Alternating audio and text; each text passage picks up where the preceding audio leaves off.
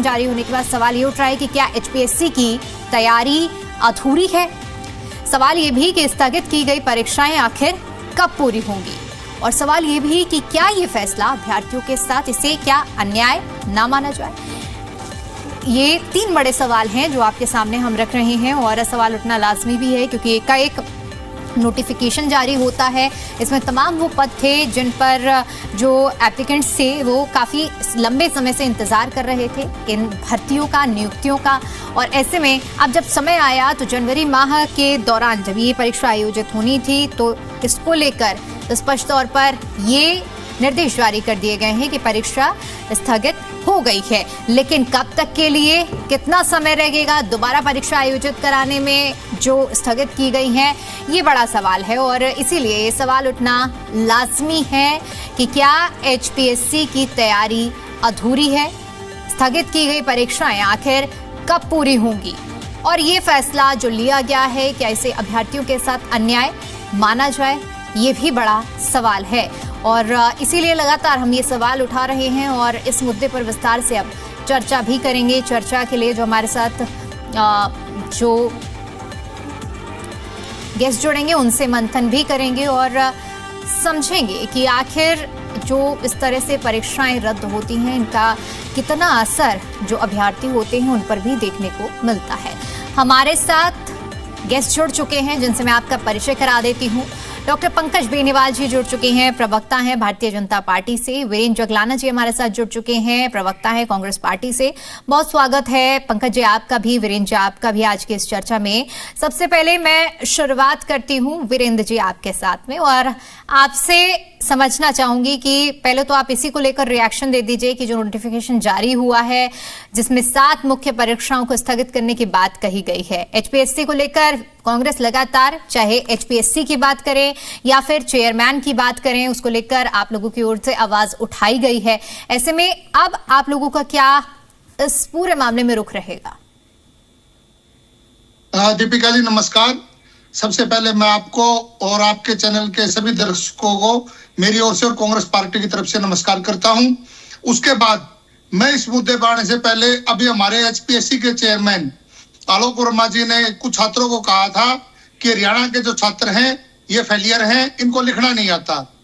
मैं आदरणीय चेयरमैन साहब से बताना चाहता हूं कि हरियाणा हिंदुस्तान के चीफ जस्टिस ऑफ इंडिया भी जो हैं वो हरियाणा से पढ़ करके गए हैं, और भारतीय जनता पार्टी को हरियाणा के अंदर 2.5 करोड़ आदमियों के अंदर से क्या कोई योग्य व्यक्ति नहीं मिला क्या चेयरमैन के पद के लिए?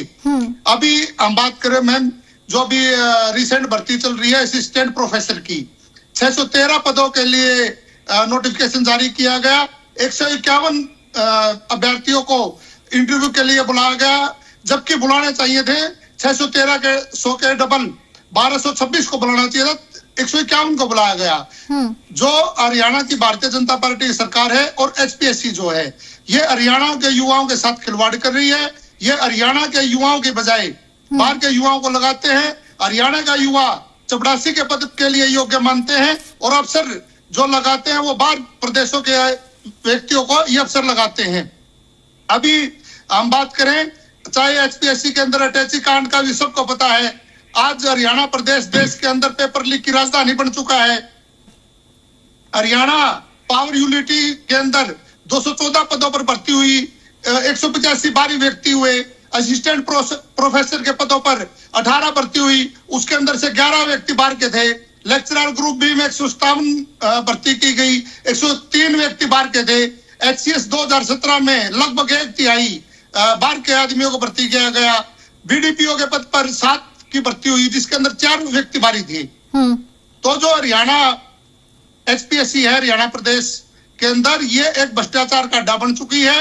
और जो भारतीय जनता पार्टी और एचपीएससी है मैम ये चाहते हैं तो वीरेंद्र जी अभी जो ये 7 परीक्षाएं जो स्थगित की गई हैं क्या इसको भी आप घोटाला बोल रहे हैं?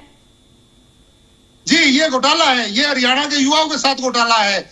ये हरियाणा के वो नौजवान, वो पढ़े लिखे बच्चे जो मेहनत कश परिवारों से आते हैं, उन्होंने फीस भरी, एग्जामों के लिए अपने पैसे उनके खर्च हुए, वो बच्चे तैयारी कर रहे हैं, उनके बिना बताइए अपने आप भर्तियों को रद्द कर देते हैं, भर्तियों को आगे पोस्टपोन कर देते हैं। इनकी जो साजिश है, इनकी जो सोच है, वो इनकी सोच है कि अपने जो इनके चहेते व्यक्ति उनको एचआरएम के थ्रू भर्ती करें और उनको ये धीरे धीरे नियमित कर देंगे आगे।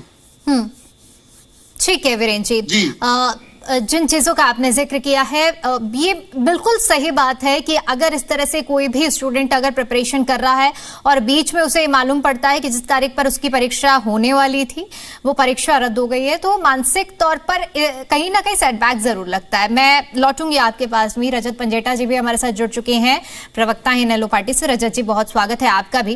पंकज जी, मैं आपसे समझना चाहूंगी, क्योंकि एचपीएससी की ओर से जिस तरह से एक नहीं बल्कि 7 परीक्षाएं, लेक्चरर से लेकर इसमें ट्रेजरी ऑफिसर तक की जो पोस्ट निकाली गई थी, सभी को एकाएक रद्द कर दिया गया। एचपीएससी वैसे भी पहले से, चाहे एचपीएससी की बात करें या फिर एचपीएससी के चेयरमैन की बात करें, विपक्ष के घेरे में रहा है, लेकिन अब एक साथ ये 7 परीक्षाओं का रद्द करना, सवाल यहाँ पर सिर्फ ये नहीं उठ रहा है कि परीक्षा रद्द क्यों की गई है, फिर इसके बाद कार्यप्रणाली पर भी सवाल उठेंगे।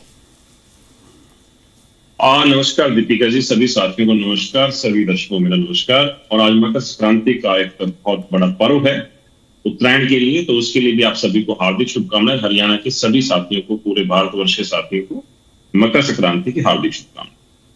देखिए, एचपीएससी के तहत जो भर्तियां कैंसिल हुई, जो रद्द हुई है, जिनका अब आप जिक्र कर रहे हैं, या फिर कांग्रेस के साथी ने एक बार एक इतनी सारी नौकरियों का जिक्र कर दिया कि इस नौकरी में इतनी भर्तियां थी, इस नौकरी में इतनी भर्तियां थी।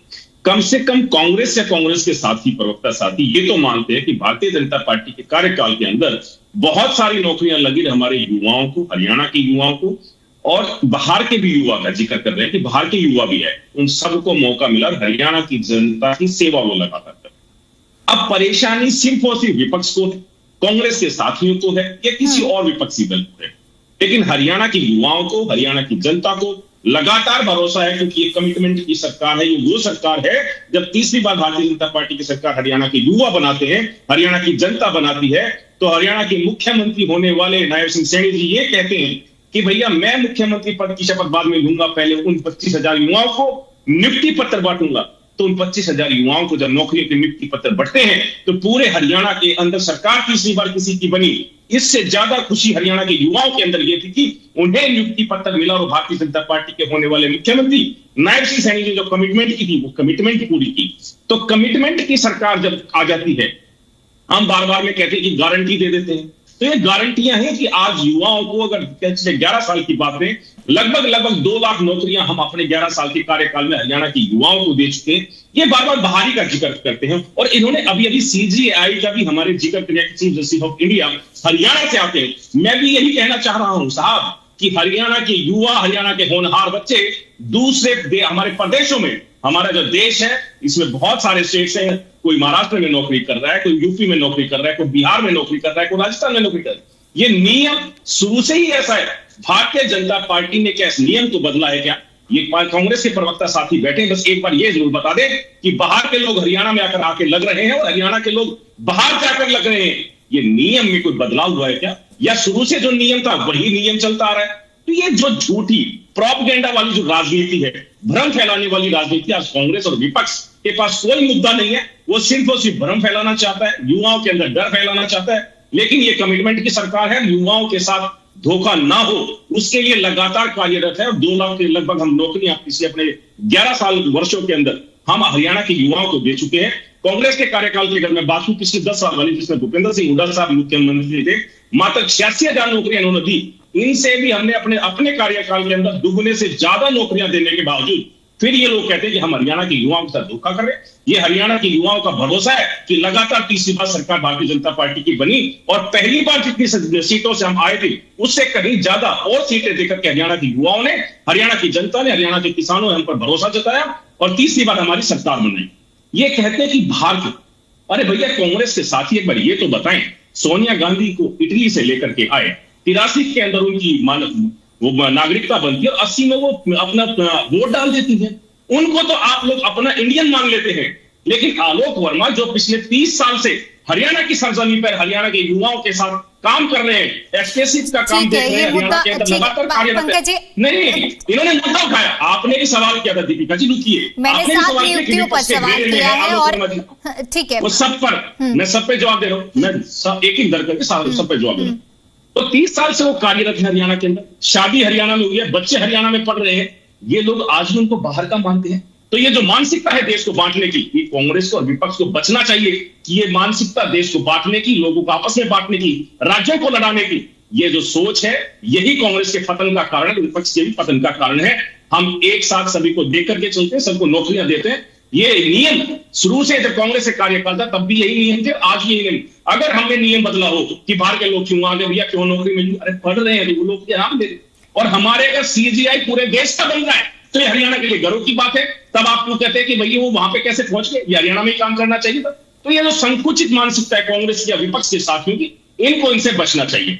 7 नौकरियों पर अभी आपने ही कहा कि भाई कोई रीजन नहीं मिली, एडमिनिस्ट्रेशन कोई ना कोई इशू ऐसा रहा होगा जिसकी वजह से ये नौकरियां, जो नियुक्तियां हैं, ये जो पद हैं, इन पर अभी स्थगित कर दिया गया है इनको। तो बहुत जल्दी मुझे आश्वासन है कि बहुत जल्द एक नई डेट आएगी और जिन युवाओं को, जिन हमारे बच्चों को, जिनकी तैयारियां जिन्होंने कर रखी हैं, जो इसके लिए योग्य हैं, वो सारे के सारे वहां तक पहुंचेंगे और इनको नौकरियां देना एक कमिटमेंट की सरकार है, नायब सिंह सैनी जी की सरकार है। लगातार हम युवाओं के साथ संवाद करते हैं, युवाओं को नौकरियां देने पर आमदा है। ठीक है रजत जी, खबर तो आप तक भी पहुंची गई होगी कि 7 जो नियुक्तियां थी उन्हें फिलहाल रद्द किया गया है। पहले तो फर्स्ट रिएक्शन ही बता दीजिए कि आप इस पे क्या इनेलो रिएक्ट कर रही है, कैसे इसे देख रही है? देखिए, जब से भाजपा की सरकार आई है, सरकार ने युवाओं के भविष्य के साथ तो बहुत बड़ा खिलवाड़ करने का काम किया। जितने ज्यादा पढ़े लिखे बेरोजगार हरियाणा में है, उतने मुझे लगता है पूरे देश में कहीं नहीं है पढ़े लिखे होनहार बच्चे। होनहार बच्चों के लिए तो इनके पास HKRN जैसी नौकरी है, कौशल रोजगार जैसी नौकरी, और कौशल रोजगार जैसी नौकरी के तहत भी उसमें अपने चहेतों को एडजस्ट करते हैं, जो कि दादा राजकुमार गौतम का भी बयान था पीछे। उसके बाद अभी मैं सुन रहा था, ये कह रहे थे कि मुख्यमंत्री ने नियुक्ति पत्र बांटे। हरियाणा के इतिहास में कभी ऐसा नहीं हुआ कि एक मुख्यमंत्री को नियुक्ति पत्र बांटने पड़े। नियुक्ति पत्र एक बाय डिफॉल्ट प्रोसेस है। अगर आप किसी को नौकरी देंगे तो आप बाध्य हैं क्या? वैसे तो हरियाणा में इनकी सरकार में एक और मैं आपको कारनामे बताता हूँ। कई ऐसी पोस्ट है जहां पे सारी प्रक्रिया पूरी हो गई और बच्चे चिन्हित भी कर लिए गए और उनको नियुक्ति पत्र नहीं मिला। वो भी थोड़ा झांकना अपने अंदर कि कौन कौन सी ऐसी पोस्टें हैं, क्योंकि आप सत्ता में बैठे हुए प्रवक्ता हैं तो आपके पास इन चीजों की जानकारी भी होनी चाहिए। लेकिन हरियाणा के होनहार बच्चे, हरियाणा के यूनिवर्सिटी के टॉपर बच्चे, हरियाणा के हर एक पैरामीटर्स में खरे उतरने वाले, हर एक जो इनके एग्जाम्स हैं वो क्लियर करने वाले बच्चे आज HPSC के दफ्तर के आगे परमानेंट जो है टेंट लगाकर धरना लगाने पे मजबूर क्यों हुए। और HPSC के चेयरमैन का ये बयान कि तुम्हें कुछ पढ़ना लिखा नहीं आता, तुम्हारी यूनिवर्सिटियों में कोई पढ़ाई नहीं होती, मतलब खुद तो बिहार के हैं। और आपको भी पता होगा 2017 का जो HCS में 1/3 बच्चे जो थे वो बाहर के सिलेक्ट हुए थे। HPSC के HCS एग्जीक्यूटिव के जो पेपर में कैसे क्वेश्चन रिपीट हुए, और उनका ये और बच्चों का आगे से ये जवाब देना कि अगर हमारी यूनिवर्सिटीज में पढ़ाई नहीं कराई जाती और अगर आपको लगता है होना आ रहे हैं तो यूनिवर्सिटियों को बंद करा दीजिए। इसमें से 10-11 तो स्टेट यूनिवर्सिटीज हैं, उनको बंद करा दीजिए आप।